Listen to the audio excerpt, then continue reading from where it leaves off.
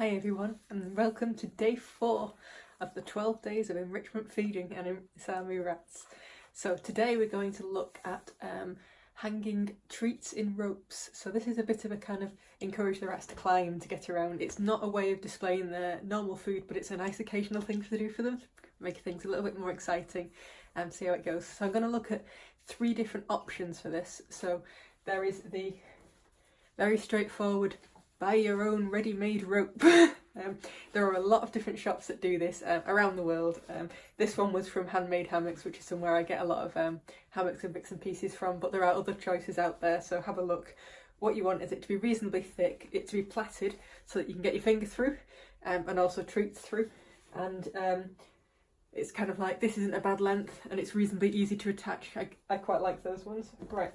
So what I'm also going to look at is how to make your own. So we have 2 options for this. We have the trusty fleece rope, which will end up similar to that, probably different width and length and such. And then we're going to look at the really cheap version that anybody can do, which is newspaper rope.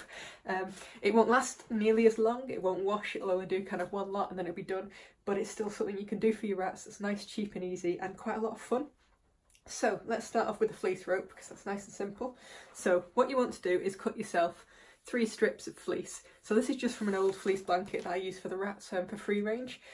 So I've cut strips that are probably somewhere between 1 inch and a couple of inches thick. It really doesn't matter how thick. The thicker you do it, the wider the rope will end up being, and vice versa.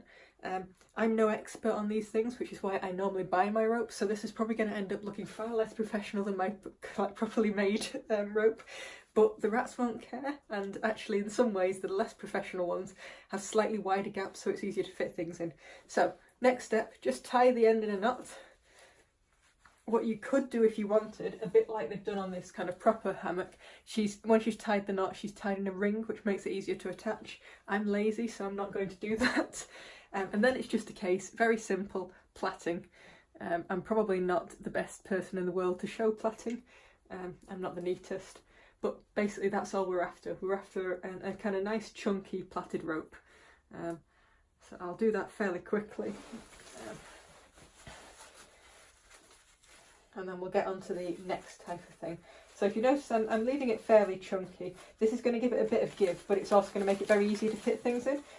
If you want to do a longer lasting, more professional rope, you would tie it a lot tighter. But this, I've got a lot of decent long lasting professional ropes done by other people. I'm not after that in this case. I'm after something quick, simple, and if I wanted to, once I finish using it, I could re-knot it and do it again. So if I get in there, your length of your strips, you will lose a bit of the length when you do the plaiting, but that doesn't matter. And the looser you plait, the more it will stretch, which can make it harder for the rats to climb on. But that's not necessarily a bad thing, it's more of a challenge for them. It doesn't actually look bad when I stretch it out. Right, so get to the end, and much like you did at the top, you're just looking to knot it, and then you've got a nice ready-made rat rope, which is a perfectly good form of enrichment for your rats on its own without the treats in it. But if you've got rats that aren't used to climbing on ropes, adding a few treats is actually quite a good way of getting them interested. So making sure that end's nice and tight, otherwise everything will come out. And then we have a nice, not nearly as pretty rope as the other one, but it's kind of perfectly functional and do what I want it to do. So the next form of rope, this is the newspaper rope. This one's nice and cheap and simple. So what we want to do is to get sheets of newspaper and just kind of twist them into lengths. So I'll do 3.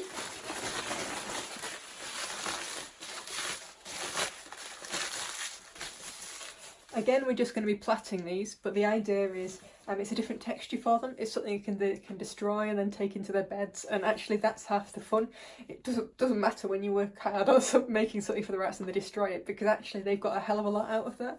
You might feel a little bit gutted and wish it'd last a little longer, which is why dead cheap things like this is great, because yeah, we get these delivered with kind of for free or get them off people second hand, and it's a great way of recycling as well. But yes, if you are using newspaper, just make sure, if you're not in the UK, that it is non-toxic ink. So most places are now, because it's safer for children should they eat it. Everything in the UK is safe in terms of normal newspapers, so that's fine to use. So we now have 3 strips. Now this isn't going to be as good at knotting as the previous one, so I'm just going to use a bit of string. This is just garden twine. I use a lot of gardening products, it seems, and I'm just going to make a couple of loops around it like that, and then just tie it tightly. If I wanted it to last longer, I could fold this over and go round again, which would add extra kind of strength to it. But it's not designed to last a long period of time. This is designed to be destroyed and eaten. So then we've got, looks like before, and then all we're going to do is just plait it. Leave a bit more room in this because it's not going to have the stretch and the give of the fleece. So make sure you don't plait it too tightly. But we're just going to do a very simple plait.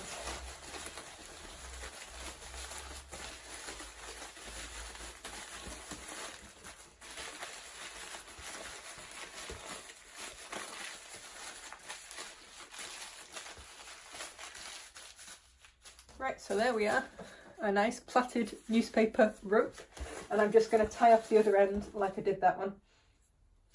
And actually, I will probably attach it to the cage via these strings, so I'm leaving myself plenty of extra. Again, I'm just kind of doubling around it and then tying it in a knot.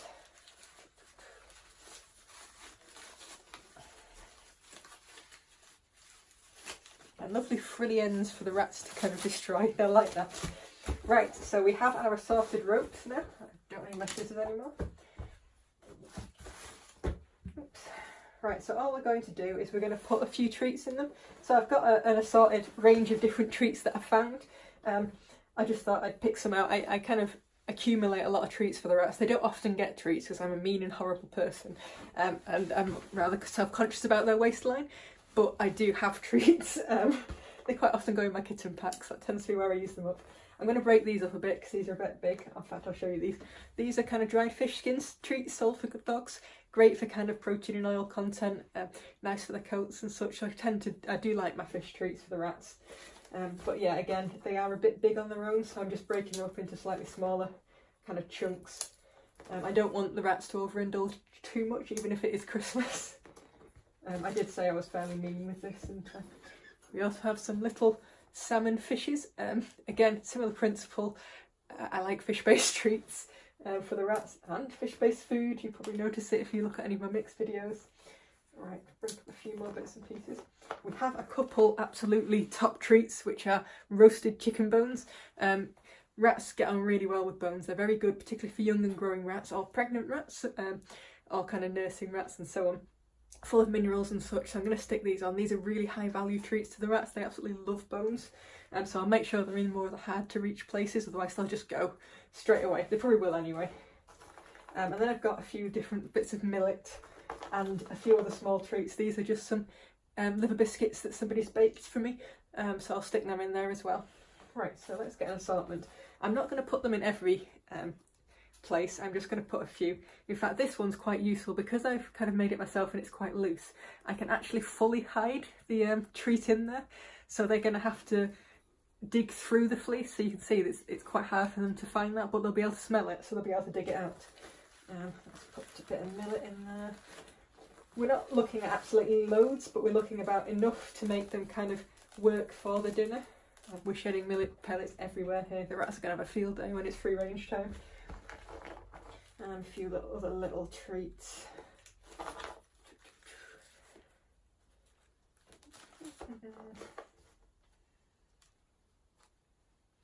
Right, so that one's got various assorted treats in. Let's go on to our newspaper rope. I'm going to stick one of my bones in this one.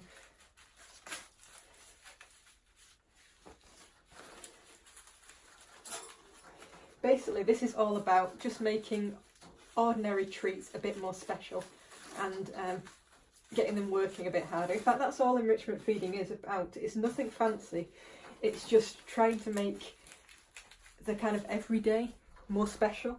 And because rats are so intelligent, they really get a lot out of that. And it's quite an important thing, because it's not like they're an animal in the wild that would spend a lot of time just foraging just running around grass and eating it like you'd see a rabbit or guinea pigs or such. They're animals that have to problem solve to survive. I mean, it's a really vital kind of natural behaviour for them, and we can give them all the kind of wonderful cage environments in the world, but if we're not giving them opportunities to kind of behave like rats, then they're missing out on something fundamental. So this is us very much giving them chance to work for it, much like they would if they were in the wild or anywhere else. Yes, this rope is far better quality than me. It makes it a lot harder to put things in, but it will also make it harder for the rats to get it out, which is ultimately what we're after. So I shall continue persevering on. I'll have to tell Hannah her ropes are really tough. Right. I will say the one risk you have with this is the rats get really, really excited, and your ropes are no more at the end of it. I do have quite a lot of ropes. I have a problem and I tend to buy big packs. So there's our last one. So now we have 3 different types of ropes, all with treats and exciting stuff. So I shall turn off for now and we'll go over and see what the girls make of it. So here we are, all ready for unleashing the beasts. Go on, girls.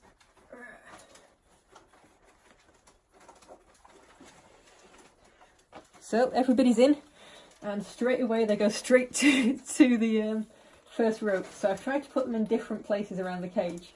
Now some of them are going to be more difficult than others. We've got our first treat out, but you can see there's a lot of interest. I'm a little worried Luna's going to go falling here. Normally there'd be more perches around because the doors would be shut, but for purposes of the video you can see it's straight to the very high value chicken bone there. My rats adore chicken bones. So this might actually be quite good because it might actually stay in there, so they have to chew it more properly. And we see they started to go to the paper rope now, again straight to the chicken bone. My girls do love chicken bones. Little Luna here has found one of the salmon bites. Go on, girls, you enjoying that? They haven't yet figured out my homemade rope. Clearly they prefer paper, but to be fair, it hasn't got a chicken bone in it. Hey Fink, you enjoying it? And it's just at the wrong distance to make it more challenging. That was coincidence. I didn't quite design it that well. Oh, Chocobo's got some millet spray. And you can just see how much kind of excitement there is. Plus, to be fair, getting a few treats is not unappreciated for them. Mom, what's this? What's this? I know you want the liver biscuit. Go on. Half the challenge in this is getting them to kind of learn how they're going to get around an awkwardly placed thing. That's why I've done this one vertically. So I've gone vertically, diagonally and like virtually horizontally there to give them different heights. Have you got something, Mark? But yes, they're very much enjoying that. What I'll do is I'll shut the door to give them a few more ledges to get things at, and then I shall call that one a success. Hopefully you'll have a go yourself and your girls will enjoy it just as much as mine do. Have a lovely continuation of Christmas and have fun.